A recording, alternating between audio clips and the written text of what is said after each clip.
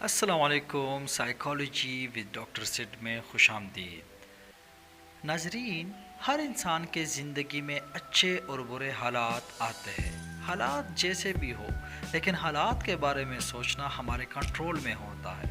ہم چاہے تو دن رات پریشان کن حالات کے بارے میں سوچ کر خود کو پریشان کر دے، یا زندگی کے اچھے اور خوشگوار حالات اور واقعات کے بارے میں سوچ کر خود کو خوشحال رکھے۔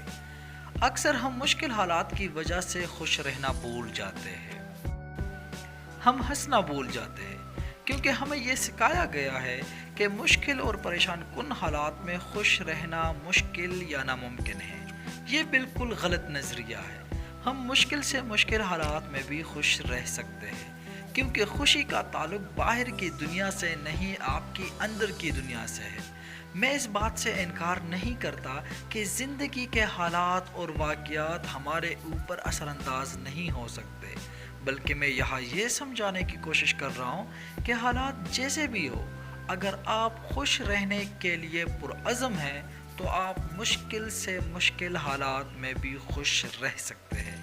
آپ نے نوٹ کیا ہوگا، جب باہر کی دنیا میں کوئی ایسا کام ہوتا ہے جس کی ہم تمنا کرتے ہیں، تو اندر کی دنیا میں خوشی کی لہر دوڑتی ہے، اور ہم یہ سمجھنے لگ جاتے ہیں کہ خوشی کا تعلق باہر کی دنیا سے ہے، لیکن ایسا بالکل بھی نہیں ہے۔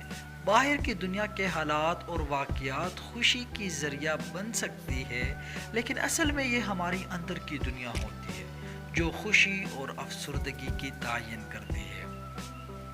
دراصل خوشی اور افسردگی کا انحصار ہمارے رد عمل کے اوپر ہے۔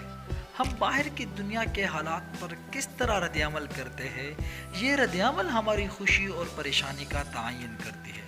اگر آپ اچھے سے اچھے حالات پر منفی رد عمل دکھائیں گے تو زندگی کے اچھے حالات بھی آپ کو افسردہ کر سکتی ہے۔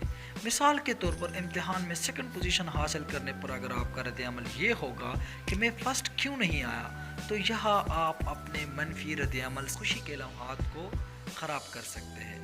اور اسی طرح اگر آپ برے سے برے حالات کے سامنے ایک مثبت رد عمل دکھائیں گے تو برے حالات میں بھی آپ خوشی محسوس کر پائیں گے۔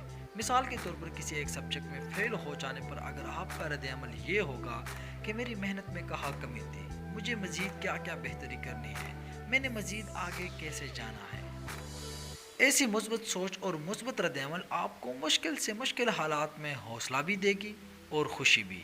اگر آپ کے سوچنے کا انداز اور رویہ مثبت ہوگا، مثال کے طور پر اچھے اور بہترین مستقبل کے لیے پر امید رہنا اور اس حقیقت کو تسلیم کرنا کہ مشکل حالات کا آنا زندگی کا حصہ ہے اور مشکل حالات ہمیں مزید بہتر بنانے کے لیے ہی آتے ہیں، اور اپنے ذہن کو مسائل کے حل کے لیے استعمال کرنا، تو آپ زندگی کے کٹن اور مشکل حالات میں بھی پر امید رہیں گے، اور آپ کا پر امید رہنا آپ کو حوصلہ بھی دے گا اور خوشی بھی۔ والسلام۔